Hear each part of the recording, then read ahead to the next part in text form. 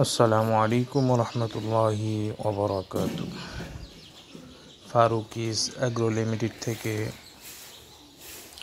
আজকে অত্যন্ত গুরুত্বপূর্ণ একটি প্রতিবেদন নিয়ে হাজির হয়েছি।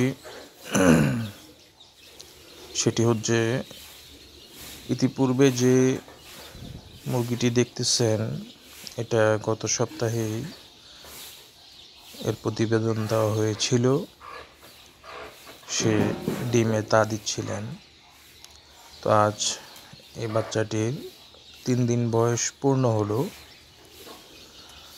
তো এই বাচ্চাগুলো, তার মা বাচ্চাগুলোকে নিয়ে খাচ্ছে কি সুন্দর করে। তো এখানে আমি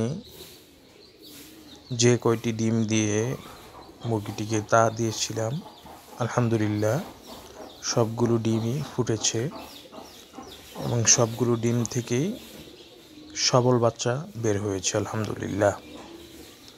তো এর মধ্যে কিছু বাচ্চার একটু সমস্যা আমি অনুভব করছিলাম। তো সমস্যা অনুভব করার পরে আমি তাদেরকে আদার রস এবং কিছু ভুসি এবং অল্প কিছু ভাত এর সাথে মিক্স করে আমি দিয়েছি।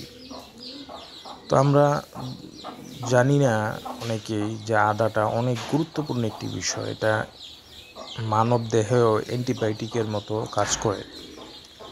তো আদা যদি মুরগিকে খাওয়ানো যায় বা আদার রস, তাহলে তাদের গ্যাস হবে না এবং তাদের পাকস্থলী ভালো থাকবে, তাদের কণ্ঠনালী ভালো থাকবে, বা কণ্ঠনালীর মধ্যে যদি কোনো ইনফেকশন হয়ে থাকে কোনো কারণে, তাহলে সেটাও সেরে যাবে ইনশাআল্লাহ।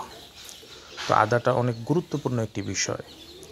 তো সেক্ষেত্রে আমি কয়েকটি মুরগির এই অবস্থা দেখার পরে আমি আদা মিক্স করে তাদেরকে আমি যখন খাবার দিলাম, আদা সহ তারা খাচ্ছে এবং তারা আলহামদুলিল্লাহ এখন খুব ভালো খাচ্ছে এবং অতি দ্রুত তারা বেড়ে উঠছে।